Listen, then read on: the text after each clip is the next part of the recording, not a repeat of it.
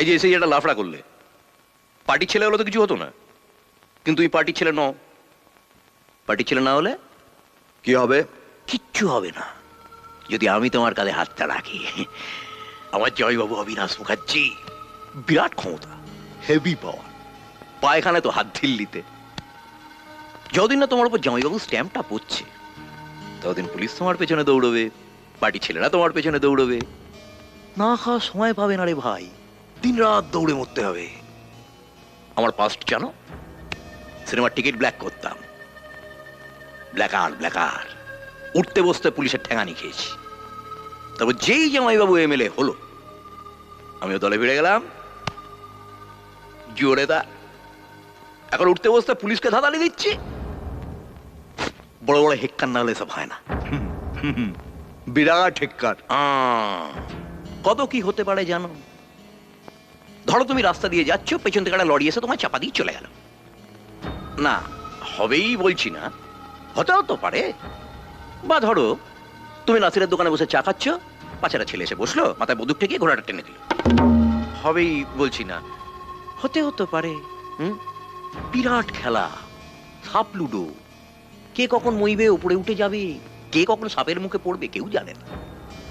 না লেলিন, না মার্কস, না রামমোহন বিদ্যাসাগর। তাই ওদের মতবাদের সঙ্গে আমার মতবাদটা মেলে না। আমার মতবাদ আলাদা। 4 আনার কীর্তন, 12 আনার দক্ষিণা। বোঝা গেল? দক্ষিণার ব্যাপারে পরে আসছি, আগে কীর্তনটা বলি। এই কলোনিটা তলে তলে বিক্রি হয়ে গেছে। এখানে একটা বিয়ার ফ্যাক্টরি হবে, এদের উচ্ছেদ করে লাফড়া হবে। সেটা তুমি সামলাবে, পার্টি সামনে আসবে না। বদলে পার্টি তোমার একটা থাকার ব্যবস্থা করে দেবে, আর লাইফ টাইম মেম্বারশিপ। কে?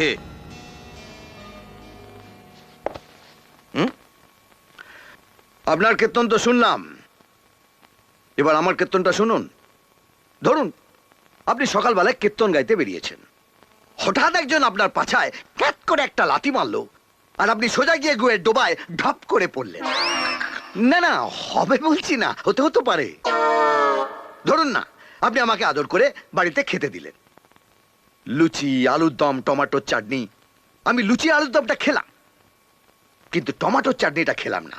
তার বদলে আপনার ওই পচা টমেটোটা পায়ের নিচে পচ করে দিলাম, আর টমেটোর বিচিগুলো পক করে বেরিয়ে এলো। আমার না না, হবে বলছি না, হতেও তো পারে। আচ্ছা, কি বলতে চান কি আপনি? এবার দরজাটা বন্ধ করি, কীর্তন হবে, খোলকার তাল বাজবে না।